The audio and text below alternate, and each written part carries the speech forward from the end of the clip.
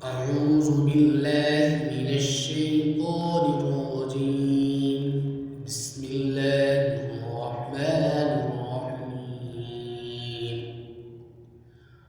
قال الملأ من قوم فرعون إن هذا لساحر عليم يريد أن يخرجكم من أرضكم فماذا تأمرون؟ قالوا أرجه وأخاه وأرسل في المدائن حاشرين يأتوك بكل ساحر عليم. وجاء السحرة فرعون قالوا إن لنا لأجرا إن كنا نحن الغالبين. قال نعم وإنكم لمن المقربين. قالوا يا موسى إما أن تلقي وإما أن نكون نحن الملقين. قال ألقوا.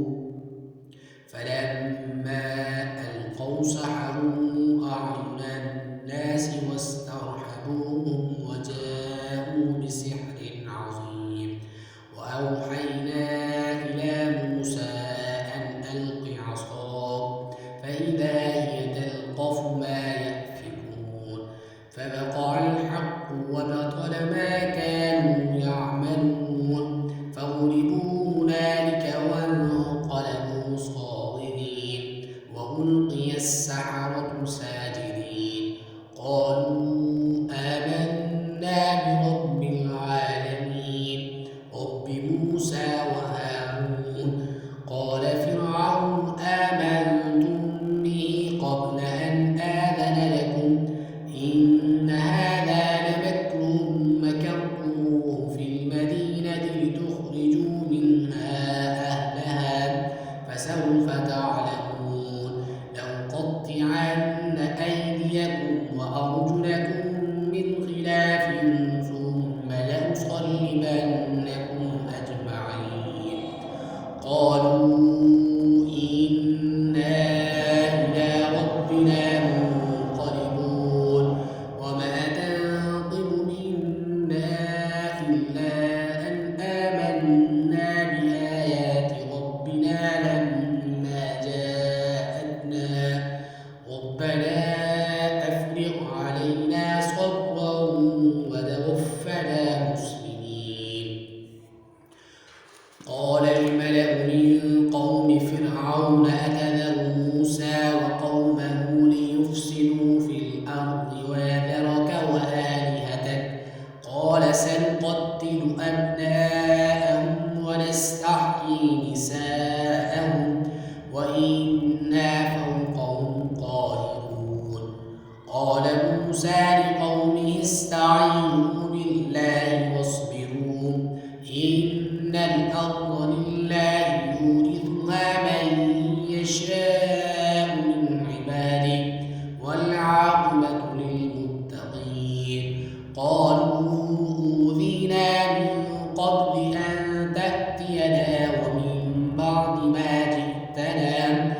قال عسى ربكم أن يهلك عدوكم ويستخلفكم في الأرض فينظر كيف تعملون. ولقد أخذنا آل فرعون بالسنين ونقص من الثمرات لعلهم يذكرون. فإذا جاءتهم الحسنة قالوا لنا هذه وإن تصبهم سيئة يطيروا بموسى ومن معه ألا إنما طائرهم عند الله ولكن أكثرهم لا يعلمون. وقالوا مهما تأتنا به من آية لتسحرنا بها وما نحن لك بمؤمنين. فأرسلنا عليهم الطوفان والجراد والقمل والضفادع والدم آيات مفصلات فاستكبروا وكانوا قوما مجرمين. ولما وقع عليهم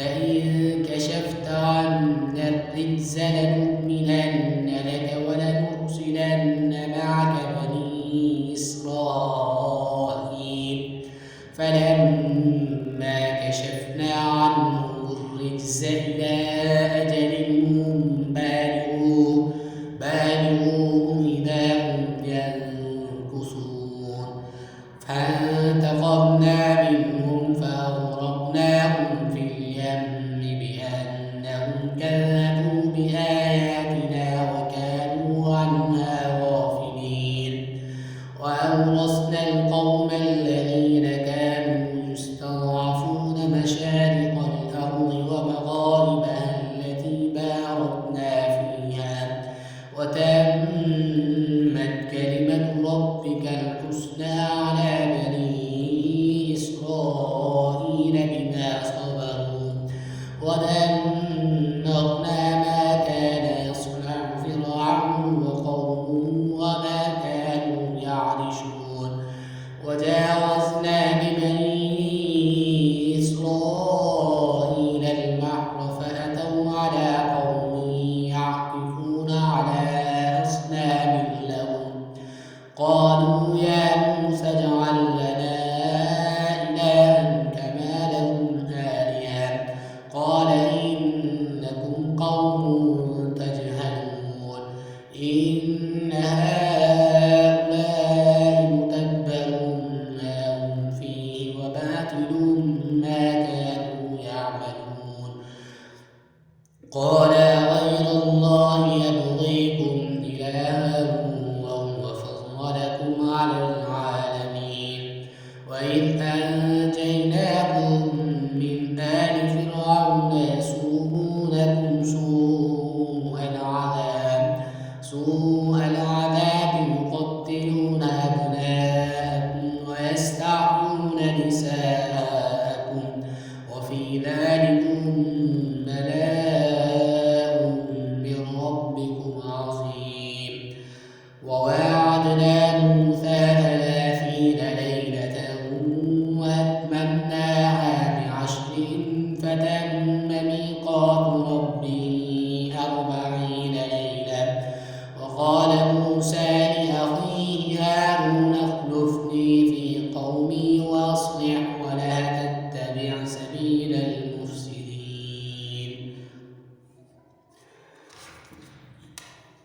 ولما جاء موسى لميقاتنا وكلمه ربه قال رب أرني أنظر إليك قال لن تراني ولكن انظر إلى الجبل فإن استقر مكانه فسوف تراني فلما تجلى ربه للجبل جعله دكا وخر موسى صعقا فلما أفاق قال سبحانك تبت إليك وأنا أول المسلمين قال يا موسى إني اصطفيتك على الناس برسالاتي وبكلامي فخذ ما آتيتك وكن من الشاكرين وكتبنا له في الألواح من كل شيء موعظة وتفصيلا لكل شيء فخذها بقوة وأمر قومك يأخذوا بأحسنها سأريكم دار الفاسقين سأصرف عن آياتي الذين يتكبرون في الأرض بغير الحق وإن يروا كل آية لا يؤمنوا بها وإن يروا سبيل الرشد لا يتخذوه سبيلا وإن يروا سبيل الغي يتخذوه سبيلا ذلك بأنهم كذبوا بآياتنا وكانوا عنها غافلين والذين كذبوا بآياتنا ولقاء الآخرة حبطت أعمالهم هل يجزون إلا ما كانوا يعملون واتخذ قوم موسى من بعده من حليهم عجلا جسدا له خوار ألم يروا أنه لا يكلمهم ولا يهديهم سبيلا اتخذوا وكانوا ظالمين ولما سقط في أيديهم ورأوا أنهم قالوا لئن لم يرحمنا ربنا ويغفر لنا لنكونن من الخاسرين. ولما رجع موسى إلى قومه غضبان آسفا قال يا قوم ألم يعدكم ربكم وعدا حسنا أعجلتم أمر ربكم وألقى الألواح وأخذ برأس أخيه يجره إليه قال ابن أم إن القوم استضعفوني وكادوا يقتلونني فلا تشمت بي الأعداء ولا تجعلني مع القوم الظالمين.